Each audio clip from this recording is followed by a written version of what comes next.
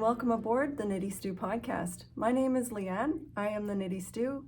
Stew is short for stewardess.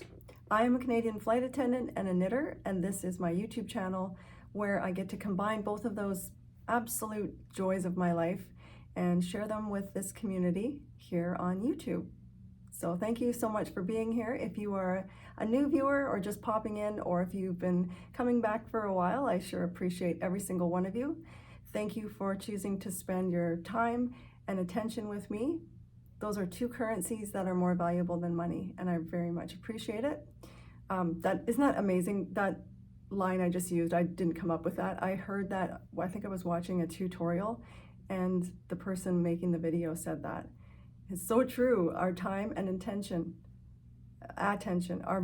they're very, very valuable, and thanks for coming to hang out with me today. Welcome to my channel.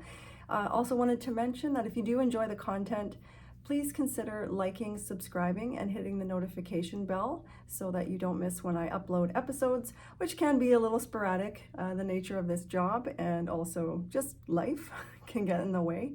And so I try to do my best to podcast once a month and more if I can. I'm also available to be found on Instagram as the Knitty Stew and Ravelry, where I keep all my project notes. And everything I talk about will be underneath this video in the description box below, because there's many details that I forget, and I always include that underneath with timestamps so that if you see something that piques your interest, you can click on that and hopefully get the information that you need, because I'll probably forget a lot of the things. That's just how my brain seems to be working these days. As I'm 50 years old now, I'm finding my sharpness can be spotty, and I don't know, it's sort of, I feel like hormonal akin to baby brain, and yeah. So I'll do my best. I try to stay on topic, and yeah, welcome aboard. Thank you so much for being here. I just said that like 14 times. I'm gonna stop talking now. Welcome to the first episode of 2024. Happy New Year. This is episode 28, which is incredible, and yeah, I feel like I'm hopefully getting better at this, but it's been 5 weeks since my last episode, so I could be a bit chatty. And I just wanted to thank you all for that last episode, which I tried to film from home. And with a new kitten in the house, it was chaos. And you guys were very patient and funny in the comments, and I thank you for that. And for all the love you had towards Sven, my knitted Scandinavian doll. It was a lovely December. So I hope you also had a good December and are feeling hopeful and peaceful and healthy, hopefully, towards this next 12 months that we have. I also wanted to keep it real here on the episode I know I've shown you guys footage of various places, some of the more exciting, like, I took you to Paris with me and Kona, Hawaii. But it's not always like that. In fact, today here is an episode from a place I've been before multiple times. In fact, it's where the podcast began, Regina, Saskatchewan. And today, my view is, I'm just gonna show you. Stand by. Okay, so, sometimes we get the beach, sometimes the Eiffel Tower, other times it's the drive-through at Burger King in a parking lot in a very chilly prairie town, which is where I am today, and I'm grateful and happy. I invite you to get a cozy beverage and cozy in for the knitting, chatting, and it is chilly today here in Regina. It is minus 28. Actually, it's warmed up. My apologies. It's minus 22 degrees Celsius with wind chill. It's it's winter in Canada, and this is it. It was an absolute blizzard last week. I shouldn't say blizzard, it was more just like a really, really cold snap, and flying went cuckoo bananas. I had intended to be podcasting from the East Coast, could not land out in St. John's or Halifax, where I was supposed to be staying, ended up staying near the airport and didn't get to go downtown. So, IROP, if you've been here, you know that term, irregular operations, and I do the best I can I had all my stuff with me, so I was rather disappointed that I didn't get to show you where I intended to show you. So for today's video, because I have been to Regina many times before, and I've podcasted and shown you the yarn store here, which is lovely. It's called Yarn Over. And someone recently messaged me saying that, like, when I first went there, it had just opened, this yarn shop here in town, but now it's grown into a beautiful community, and she said, you got to come by again and check it out. That's great, and that's wonderful. But today I was just not going to brave it, and what I think I'll do instead is tomorrow is the Creekside Fibre Festival out in Airdrie, which is a city approximately 20 minutes north of Calgary, where I live. And I'm heading out there tomorrow, and I'll take some video of the festival and Airdrie, the city itself, and that's what I'll do, and I'll insert that for my footage on this video.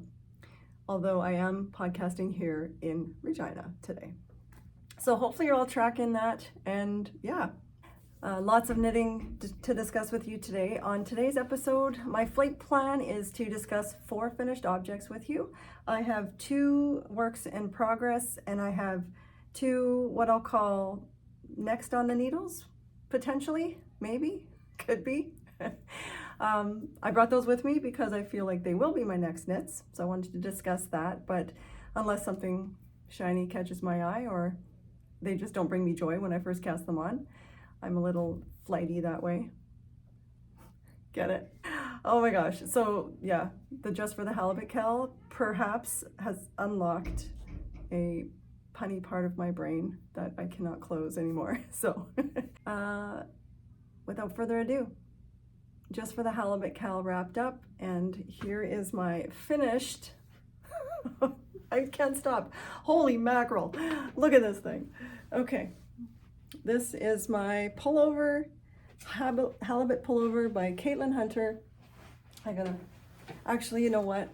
I'll show you a live shot here, but I'm also going to insert a video while I discuss the journey of this incredible design. Oh, could this yoke be any cooler? Okay, I'll stop. I promise I'll stop. Okay, so the Halibut pullover and Just for the Halibut Cal. So it began on November the 1st. It was my very first Cal, and I co-hosted it with my friends, who are now my friends, Jaylene and Darlene, up in not Fort St. John. Hold on a sec, I'm a little distracted. There's a lot of stuff going on in the hallway. 1 second, I'll be right back. Okay, I'm back. This hotel has a water park and a water slide, and lots of birthday parties and families come hang out here. Oh, there they go again. Anyways, it's just yeah, it's just a little distracting, so I thought I'd wait for a second. But I'm back to discuss my pullover, my Just for the Halibut Cal. First time co-hosting and hosting a Cal, which was so much fun. Thank you everybody who participated. The winners have been drawn. I drew the ones from Instagram, and Darlene and Jaylene from Top Drawer Yarns. Also the Cut Bank Girls podcast, if you haven't checked them out. They're a blast. I was really happy to participate in this and create my own entry.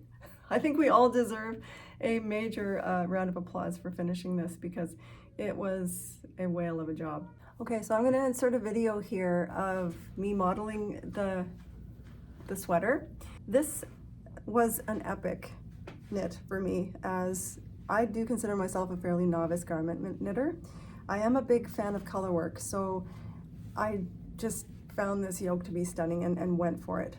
The details of it, for me, I used Blue Sky Fibers Woolstock Worsted in the colorways Midnight Sea for the dark color, and for the light color, Blue Sky Fibers Woolstock Worsted in the Gray Harbor colorway. I got what they call, I think, jumbo skeins, so a total of 2.14 skeins for the main color for mine. I did make it rather cropped, and only 0.57 skeins, so 209 yards of the Gray Harbor. I think I made a good choice with the yarn that I chose, and it is very warm. Even though I have no furnace on here and it's as cold as it is outside, and I am not cold at all wearing it. The funny part for me is that, okay, the yoke itself, while yes, it took I feel a very long time per round, like basically it took me about 20 minutes per round on average if I didn't have to tink back making mistakes. There are no repeats, so it is Each round is 100% unique. I made the size 2, which got me 10 halibut around, and I used my Norwegian thimble. Did not catch a single float on this thing, which I think that's how I'm going to go from now on for basically everything and anything that I make that's color work. I'm a fan of my Norwegian thimble. It gives me great tension, I think, and also, yeah, it just makes the colors stand out, and I don't see the background color behind it. So yeah, the yoke itself, that took me 18 days to do that, and I worked on it pretty hardcore. Oddly enough, it was the rest of the sweater that actually gave me a bit of trouble, because why am I like this? I'm not sure. But I just couldn't get, I wasn't sure how I wanted the length to be and to look. So I finished the color work, and then I stopped, and then I decided to work the arms. Now, first thing that happened was I misread the pattern, and the pattern says to start decreases 0.5 inches after you split for sleeve, and I didn't see the dot or the point, and so I started 5 inches, and I was like, why is there so much fabric here? Again, I think that was a pretty rookie move, although that is some feedback for Catilin Hunter. There should be a 0 in front of that. It should be 0.5, so half an inch, not 5. And another viewer pointed that out, someone who was following me on Instagram. So thanks for that. So I ripped that back, and then I decreased as per pattern, and I didn't like it at all. They were very tapered. I apologize if I've already talked about this in a previous episode, which I might have. That was one of the things that really got me. I was like, no, I really didn't like the quick decreases. I wanted sort of a balloon sleeve. So I tried to figure out my own method of doing so. I feel like the right one turned out slightly better. Can you see in the background that I just did, I decreased to a certain amount of stitches. Again, that's in my notes. I can't remember that off the top of my head. And then I did a really quick decrease for the cuffs and just worked a 1x1 cuff and cast off. Redid the sleeves 3 times. No joke. The rest of it was, the length was the thing. I knew that I wouldn't wear it if it was too long and went too far down, because I do like my shirts to pop out the bottom of my sweaters. And with it being such a boxy fit, I didn't want it to be too long or too short. So when I felt it was ready to be cast off, I did so, and I didn't want to do the ribbing. I was like, oh, let me do some investigation, because I want it to be exactly as long as it was at that moment before I cast off. So I looked up a video that show a technique that you can bind off in stockinette without it rolling, and there is really good times going on here at this hotel. So yeah, I found 2 videos, and I'll link them both below, that enabled me to do a cast off right at the length that I wanted it to be and not have to do ribbing. Unfortunately, that was a really cool thing, and that was a learning opportunity, but it belled, like the bottom flared, and I sat there for 2 days. I blocked it. I blocked the heck out of it, and I was so close to being finished, and then I needed a minute, so I kind of put it into a timeout, and then I was like, I don't like it. I'm gonna go back and do a regular 1x1 ribbed bind off with my ribbing needle. I used a US 6 for the main color, or for the main body, and US 5s for the cuffs. Anyways, I ended up putting on like a headlamp and got these my smaller Chiaogu needles to go in and do surgery and rip back and finish the body the length I wanted it to be. So that's the story. At the end of the day, I think the puns and getting to know everybody and their punny jokes and whatnot was probably the best part of this whole thing. And I'm not convinced that I love the sleeves. I'll show you one more time. And I will also show you that I have been wearing it, and I noticed a bit of pilling, and I can just glean it, although I don't have a gleaner. I should probably get one of those. And there's a bit, but boy, is this warm. Like, I'm sweating. I'm sweating in this thing. But yeah, look at those arms. Here, the white background, you can see it. So again, you know, maybe I should have just gone with the regular tapered sleeve, because I do like the length. I think the length is good, and I love the yoke. Like, it's incredibly beautiful. I have worn it out, I think, 4 times, and not a single person made a comment. Like, I'm not wearing this to like get attention. I mean, unless it's from other knitters, which the only person who did say anything was my mother-in-law. She's like, oh dear, did you make that? That's lovely. That was a very bad Sheffield accent, sorry. But yeah, so this is all about learning and the community and having fun. So I will wrap up my discussion about this pullover. Oh, one last thing I forgot to mention. My collar. So I had initially wanted to do the mock neck, which is what Darlene and Jaylene did. But because of this, my length issues, I ended up folding it over after I had made the mock neck, and I whip stitched it down. And I think that brought it up to, and I really actually like the way it looked better on me. So that's it. My halibut pullover. No more discussion, unless you want to talk to me about it. then I can talk about it more. But that's it. Finished object number 1. That was the biggest one to talk about. My other ones are small, and I'll get onto those right away. Okay, costume change. It is minus 22, and I was cooking in that sweater, so I took it off. And here I am with finished object number 2, which is a woolly clutch that I made. I treated myself to a kit from CamiJoKnit.com, and this was for myself just before Christmas. I'm going to replace this ratty thing that I got from the dollar store, which contains my toiletries, and I'm going to put those in here, and it will come with me to work. The kit from CamiJo is boucle, and the kit itself came as a liner with a zipper attached. It was a collaboration between Camilla and Tina, is that how you say it? Tine, SoSchjelde. So that's her name, her username, and CamiJoKnit is, they collaborated, and then they put together, the pouch itself is ready to go. So it had, all the liner was done and the zipper was already attached.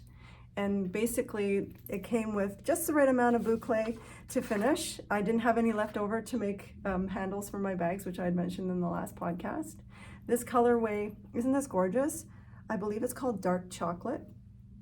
I don't know if she has any more kits on her website. This was the large, and she also has a small. And what you do, basically it couldn't be simpler. You do the Judy's Magic cast on, and then you knit to the length to fit the liner. And being not a very adept sewer, I was still able to whip stitch down or back stitch down. It's not, that's not good. I'm not good at that part. And then I just attached the bag to it once I was done knitting with it. And then it also came with this little leather tag which says woolly. And I put on a couple little zipper pulls. This is, my sister had this, my sister Wendy, who does polymer clay stitch markers. This one isn't polymer clay and she won't sell that, so she gave that to me. It's a little honeycomb. I thought it matched really nice. And then this was a gift from Brittany of Crux Fibers, and it's a lucky penny with my birth year on it. She also has those on her website. So anyway, that was just a fun little quick knit that I whipped up basically in a night. And I will be using it. I can't, now that I've showed it on the podcast, I want to switch everything over and start using that one. Finished object number 3. I cannot wait to show you this. If you follow me on Instagram, you've seen this already. Oh, this is how much I had left over of my boucle from the clutch. So yeah, just the right amount. Okay, this is the Houll hat. It is complete, finished, and I love it. Designed by Ella Gordon, who is an incredible Fair Isle designer. Fair Isle designer? I believe she's from Shetland, and she does Fair Isle designs. Beautiful designs. This hat is everything. I used the exact colors that she had designed it with, that I rounded up from various sources, and it's Jamieson & Smith Shetland 2-ply. I won't read out all the color names, but they are linked in my Ravelry project page, which is linked below. I will put it on for you so you can see it. So I couldn't find the front or the back. That's a good problem if I can't even see where I wove in my ends. There it is. Come on, like, oh, look at that fade. Oh, okay, and the crown is, I think, a showstopper, so I'm gonna tip over so you can see that. Absolutely gorgeous. Oops. So I used different needle size from the pattern. I went down a significant amount of stitches as well. And the reason I did all these modifications is that I've made the Bonnie Isle hat, which was not by Ella Gordon Designs, but it's also a Shetland hat design from, I believe, Shetland Wool Week. I know that Ella Gordon has probably done designs for Shetland Wool Week for their hat. They always have a hat of the year. But this one, because it is also Jamieson & Smith 2-ply, and I had made the Bonnie Isle hat, which I'll insert a picture of maybe here, to show that I felt it was too slouchy, too big, and I like a fitted hat. That's my preference. And so I pinched that hat where it was too thick and too many stitches, and I put a double pointed needle through to the other side. I don't know if this makes any sense. And then when I took it off, I counted how many stitches that I would have needed less to make it fit me better. And that's what I used for this pattern, and for this to fit me the way I would like it to fit. Now, again, I will show you, for my preference, I feel like it's too long. So if I were to pull it down all the way, like so, that's the crown at the very top. So, you know, it's a little long for me, for how I like to wear my hats.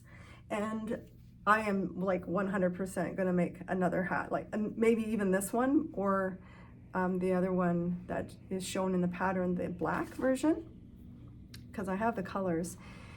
And what I thought I might do when I make this again is cut out this part of the chart and just begin right here, one right at the blue, the first blue. So I think that would take out a solid inch, and I could still have the ribbing at the bottom.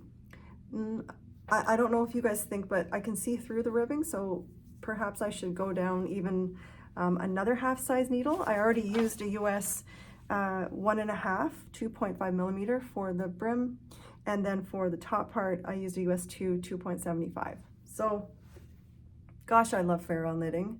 Definitely my favorite finished object since I saw you last. I love it a lot. So that is the Houll hat by Ella Gordon. Finished object number 4. I popped into a yarn shop in Calgary that I hadn't been to for quite some time, Gina Brown's, and they were carrying some drops that I didn't know that they were carrying. So I fell in love with this color. Look at this. It's Drops Alpaca Mix. And the pattern that I made recently that I absolutely loved, the Stockinette mitts by Svetlana Volkova. I made another pair. I need another pair of Stockinette mitts, but this time I used that is the yarn she calls for in the pattern, Drops Alpaca Mix. And this colorway, I just love it so much. It's called Forest Mix, and the number is 7815. And this is a sport weight yarn, and I don't think I've used the Drops Alpaca for anything other than toys. Like I made my frogs with it, but oh my, I don't know. I'm a little sensitive to alpaca. I do find that the hairs, the guard hairs, they itch me if I wear it on my head. I wonder, But what I do know is that I'm really, really enjoying this Stockinette Mitts pattern. My friend Tracy of Oliver Rain Knits, she made six pairs over the holidays for friends and family. And the reason is it's super simple. And it's also like stunning result, I think. What I did was I used a US 2.5, which is a 3mm. And I think that's what the pattern calls for actually. My mods were, I used a German twisted cast on. You work it bottom up. And then for the increasing, I think it's called mitered increasing, but the pattern tells you to do a left lifted increase or a right lifted increase when you do your increases, mirrored increases. So I switched those out and just did make one left and make one right. I prefer the look of those over the left lifted increase, and you still get the same result, I think. Like you can still see the left and the right. And I also made them shorter because I like my hands free so I can wear these while I'm writing. And I wet blocked them and dried them flat before picking up the thumbs, which I had on hold. And you're supposed to do you're supposed to do the thumbs in one needle size smaller, but I didn't do that. I just stuck with the US 2.5, and maybe I might have had a little miscount because the one is, of course I'm trying to tell you about it now and I can't see it, but one of them was a little tiny. Okay, so I literally used 95 yards. So I could almost have gotten 2 pairs out of one ball, which I don't think is normal. I think that's because I made mine so short. And in the pattern, which I'll post a picture, they're supposed to go up to your knuckles. But I don't know, I really, really enjoyed working with this yarn. And when I make them again, I did go down actually even a pattern size. The first time I made them, I made the medium. This time I made small, and I made a small, and I used the stitch count for my wrists. I like how snug they are. Like there's no bunching, you know, I'm trying to show you. There's no bunching, but I perhaps could have gone up like 2 stitches for the hand. My palm circumferences are 7 inches, which is 7 inches measured around that part of your palm with not using the thumb. That's how you get the circumference. So quick knit, literally took me, half a day. I was working on these during the snow, or not the snow event, but the cold event of last week. Finished one in one night, finished the other one the next. So Stockinette Mitts, Svetlana Volkova, finished objects number 4, and there will be more. So here's the spot where I will pop in the footage from Airdrie and the Creekside Fibre Festival, and then I'll meet you back here to discuss works in progress, works to come, and a little chat at the end of the video about my intentions for 2024. Airdrie is a quick 25-minute drive, 27-kilometer, 16.9 mile drive north of the city of Calgary. Airdrie was named after the town of Airdrie, Scotland. The true origin and meaning of the word Airdrie is a source of great debate among Scots. One thing is certain, the name is ancient and is one of many Scottish place names here in southern Alberta. There's also discussion around when and who named Airdrie. Dates range from 1889 to 1893. Some say Sir William Mackenzie named Airdrie in honor of his Scottish roots, and others suggest one of the many Scottish railway workers named the stopping point. The 2023 population of Airdrie is 80,649 residents. The average age of Airdrieonians is 34.8 years old.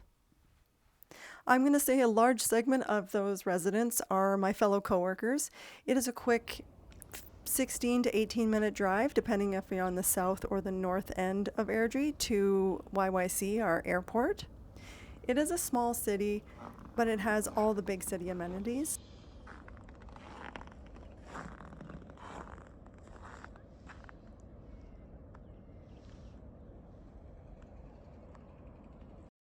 surprising and unique fact about Airdrie is that its elevation at 3,602 feet above sea level make it the highest city in Canada. I had to Google this because we are next to Banff and Canmore right by the Rockies. However, those are only town sites. So technically, Airdrie is the highest city in Canada. Airdrie is home to so many amenities and, of course, a lovely yarn shop that I had to hit before I went to the yarn festival. Please enjoy my footage here of Polkadot Creek.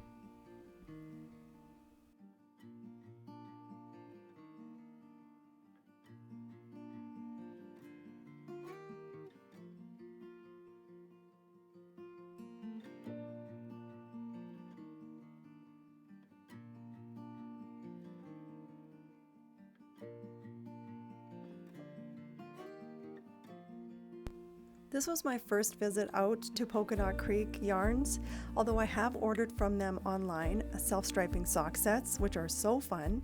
They have their own dye studio on site, and Shelly, Krista, and Melissa also have a YouTube channel, Polkadot Creek. They call it Easily Distracted by Yarn, and yes, there is a lot of yarn to be distracted by.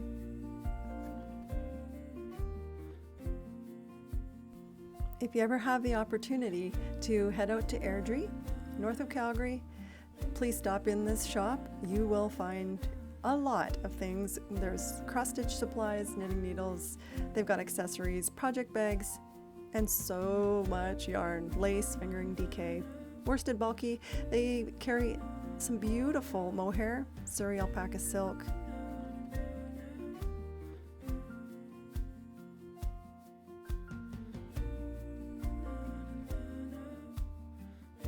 It's a really fun shop, and I'm so glad I had the chance to check it out.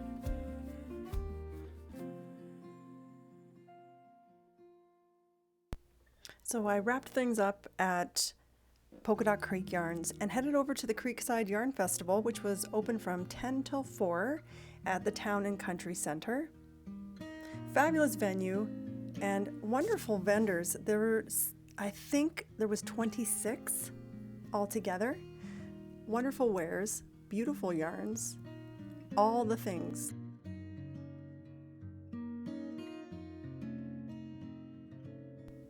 A highlight for me was getting to meet some lovely viewers and friends of the Knitty Stew podcast. I managed to not spend any money, and what I did was I took business cards and will be following people on Instagram for when the time is right for me to do some purchasing. I will go ahead and do so. It was not easy, but I got to live vicariously through my friend Tracy, who was picking out yarns here from Brian for her artist shawl. It is going to be gorgeous.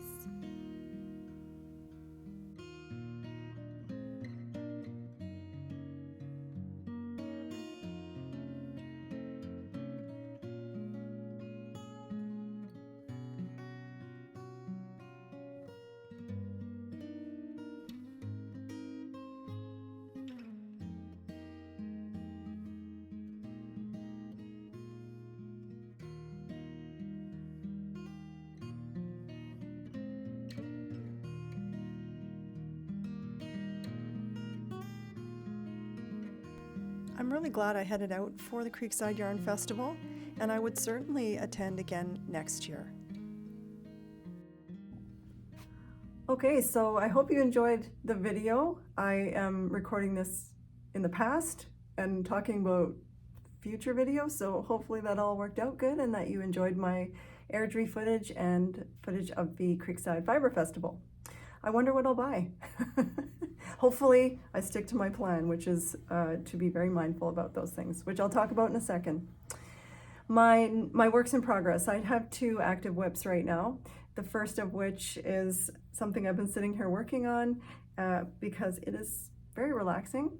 Not gonna lie, it's possibly boring as heck, but it's also very comforting to have. So here we are. Leanne has jumped on the Musselburgh train, or Musselburgh. I'll say it like my son, bruh. Actually, no, he doesn't say that. The Musselburgh by Ysolda Teague. This is Is it possibly the ranunculus of hats? I think it might be. I believe the last time I looked, there was like 19,000 projects on Ravelry, and there's like 21,000 of the ranunculus. So it possibly is. I'm not going to stay off the train as long as I did for the ranunculus, because there's a reason. When people on Ravelry go bananas for something, it's probably pretty amazing, and that's what I am doing here. So what I learned about this pattern that made me dive in and do it was I was listening to Jennifer from Paris Well with Knitting podcast. She did a video just around Christmas time, and she spoke about why she loves this pattern, or what was so interesting about it is that you begin knitting, and then after an inch, sorry, the light is getting bad here. It's getting dark quick. So I look a little orangey, oompa-loompa-y, but anyway, we'll carry on. What you do is you begin knitting, and after about an inch, you measure your gauge. And once you get your stitches per inch, Ysolda has a chart that tells you, for your size, how many increase rounds to work and what your stitch count should be. So you can just begin knitting, be like, well, I have this skein of sock yarn, and I am going to, which I did, I'm going to knit it with a 1.5 US. I should have maybe picked a 2 because it's taking forever. 2.5 millimeter needle, and then it just tells you to increase, and to the length that you go is it's all in the pattern, it's all in the direction. So you don't have to know your gauge beforehand, although, you know, gauge swatching and hats, I've made a lot of hats, so I kind of know my numbers, but either way, something to try. I think the most challenging part, and why some people don't begin, is because it has this very difficult looking, I think it's called Emily Ocker's crocheted cast on. And here's the thing, with Ysolda, she's been around forever, and I've only ever knit one of her patterns called the Elijah Elephant, and I have made it twice, and it was genius. And the back of Elijah the Elephant toy, the head is also this crochet cast on, so I had done it before. I found a video by Knitty Natty, and she goes through it and shows how to do that, and also go on to not double pointed needles, magic loop method. So I followed that, and I was able to just get going right away. Love the increasing, how that looks with from the center, and then these increases, and then you just knit to the specified length. Or I'm actually following Knitty Natty's, she made, I think, 6 or something, and she made, her second one was her favorite, and she tries it on in one of her videos, and I was like, that's the kind that I want. So I'm gonna follow her length suggestion, which I believe from the time you stop increasing to when you start the second side, which will look exactly like this, and then you push it up inside of itself, and it's a double thick warm hat. So my Musselburgh, boring me silly, however, it's coming along, and I could see me making more of these, so I probably didn't need to choose a US 1.5. I could have used a slightly bigger needle and probably got a great result as well. Okay, work in progress number 2, my last work in progress, is my first cast on of 2024. Oh my gosh, it is bringing me so much joy. Shield your eyes. This is my Fletching, a pattern by Jessica McDonald, who lives in a tiny town in the mountains of Idaho. I'm trying it on for you right away. Yes, I am. Okay, oh, I might have there we go. So this is like everything right now, especially after working the halibut with its intricate yoke. I needed something, this was what I needed. It called to me. Look at this. My fletching, the word fletching, fletching, the definition of it, it's the feathers or the aerodynamic things at the end of an arrow. And oh, I just love the way this is looking. It is so relaxing, so happy, and I'm getting to use the yarn that was gifted to me by Smita of Your Next Knit. lovely Smita, she has an online shop in Vancouver. She's given gifts to some of my fellow podcasters, so you may have heard them talking about her. And she has some woolly wools, and I'm so fiber curious all the time. Hello, pardon the interruption. Future editing Leanne here. At this point, I should have inserted the information that Smita has offered viewers of the Knitty Stew a 15% discount off of yournextknit.com website if you use the code KnittyStew15. My apologies, I had actually reached out to Smita and asked about the code because it was almost 9 months ago when she had sent me that yarn, and I didn't know if I had her permission to put that code in, but yes, indeed, it does apply if you are interested in any of the woolly goodness she has. So there you go. Sorry, back to the content. So when she reached out to me, I chose Rama Fennel. Literally looks neon in this light. It is, I mean, it's bright. This color is called grass green or spring green. And the number is 4018. And then I'm using natural white, which is 401.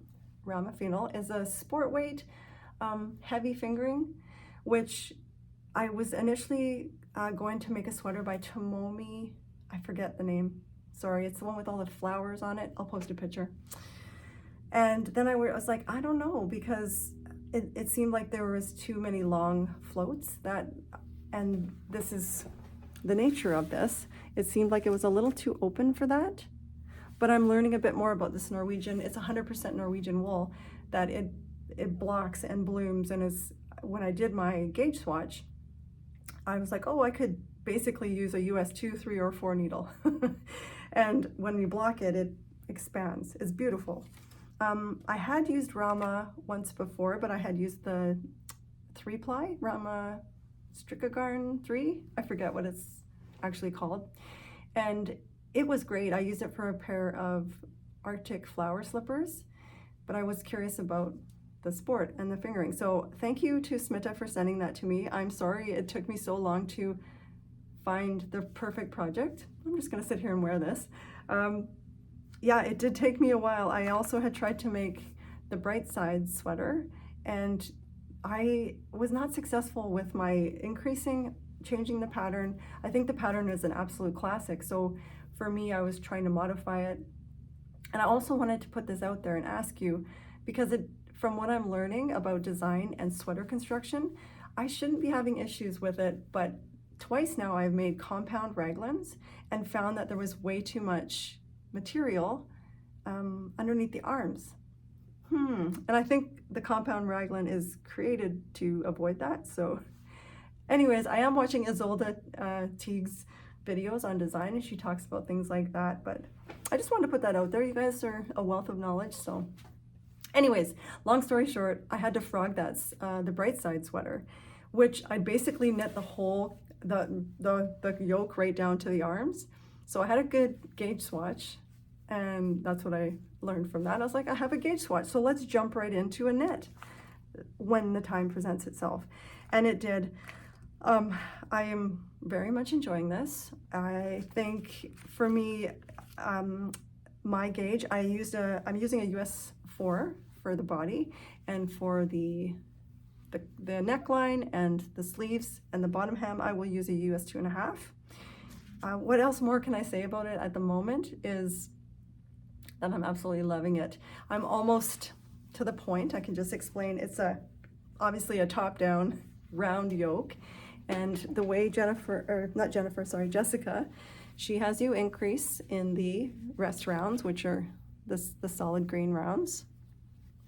And then for my size, I am at the 3rd and final repeat of the Fletching chart, and I'll be splitting for sleeves soon, and I can't even stop. I just want to knit this and have this for spring when that day arrives. It's got, I mean, that's a color. It's a very bright spring, maybe St. Patrick's, who knows. So far, I'm really, really enjoying it, and if it blocks out the way my gauge swatch did, my colorwork gauge swatch, then I think I'm in good shape. Yeah, So that's my very happy work in progress, number 2 and final work in progress. Oh, so I had to put my halibut back on.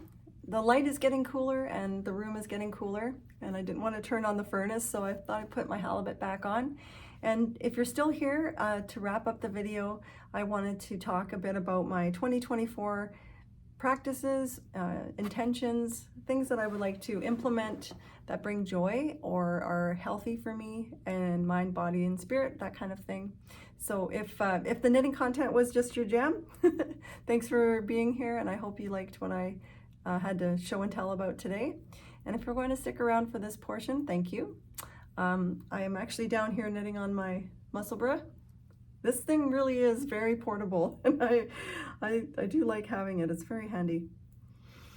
So I don't make resolutions, or maybe I do, and I've just switched the word to intentions, but I have had a few thoughts around what I wanted to think about and be mindful of in this coming year. And one of them was around knitting. There's a few around knitting, but one particular was to be brave. Jump outside my comfort zone a little bit. There are some techniques that I have avoided for years. I've been knitting a little while now, since like hardcore knitting since 2006. And people I have never done a provisional cast on successfully, like an actual, like a correct one. Like I've done them and like kind of hacked a provisional cast on, but I'm going to try and do that this year. And then there's the B word, brioche. Okay, like it's time for Leanne to give that a shot because I love squishy and lofty fabric.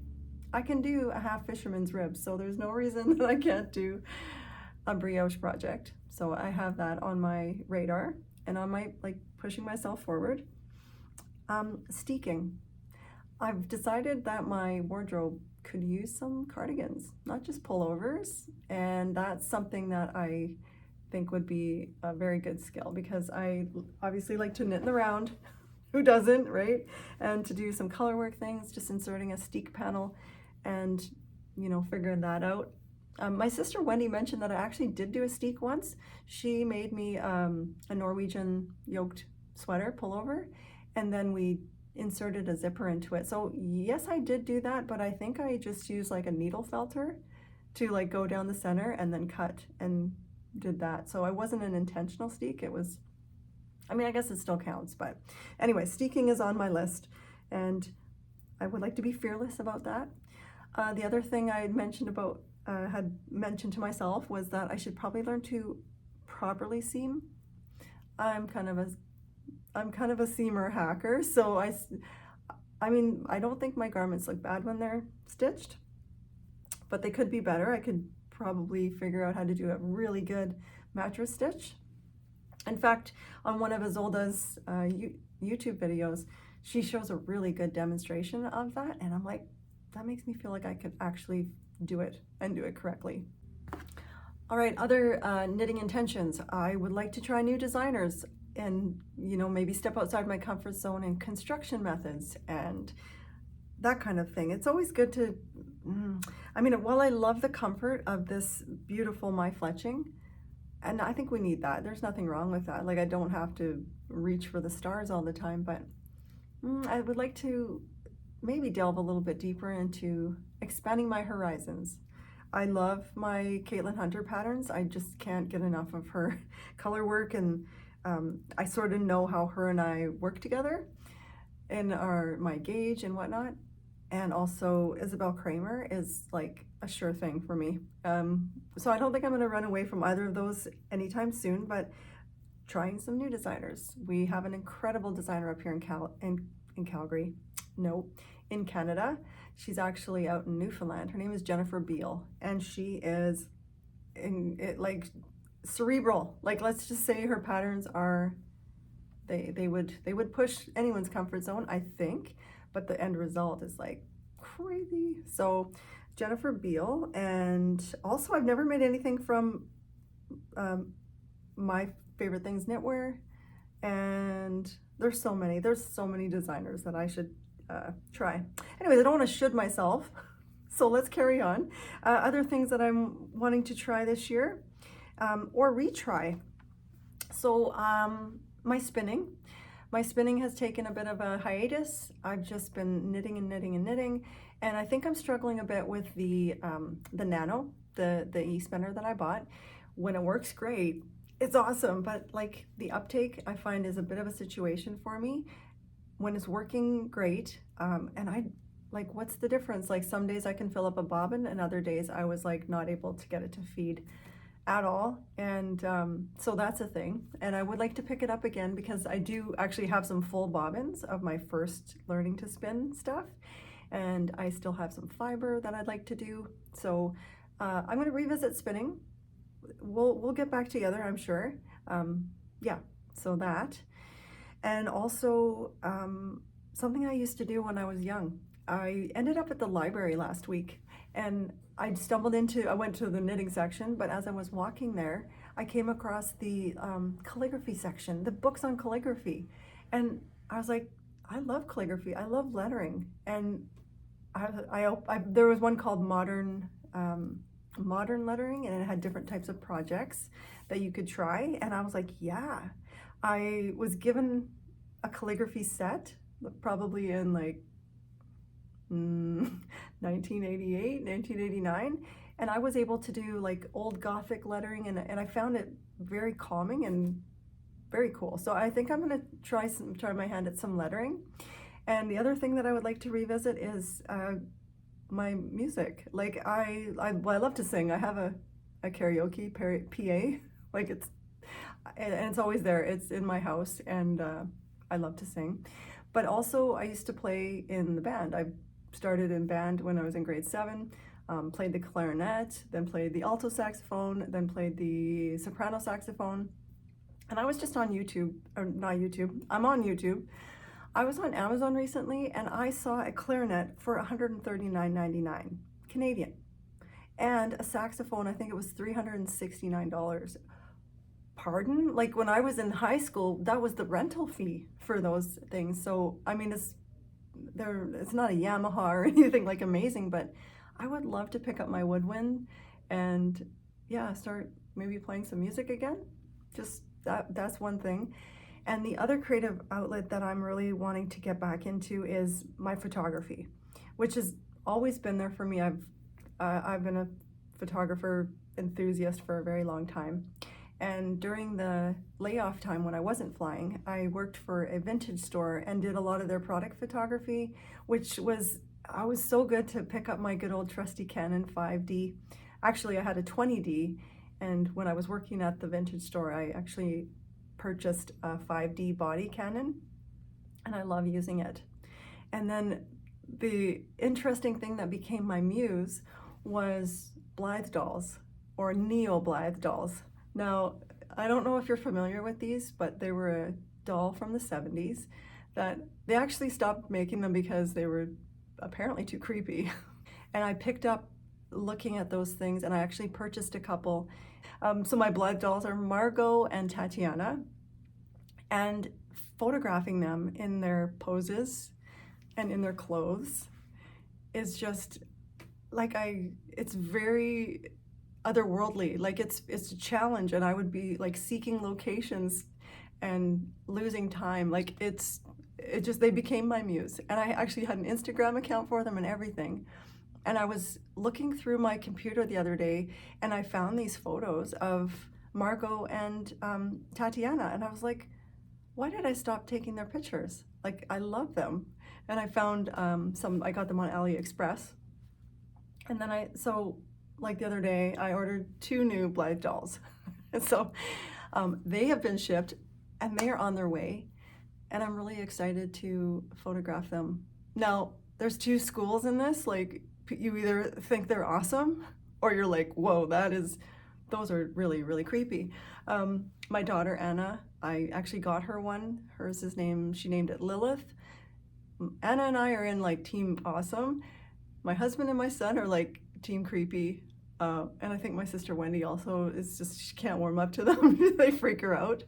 I mean, their eyes change colors when you pull the string in the back, and I like that. And I'm going to change out the color of their pupils, the 2 new ones that come. So anyway, that's the other thing I'm really going to get back into, is photographing my dolls.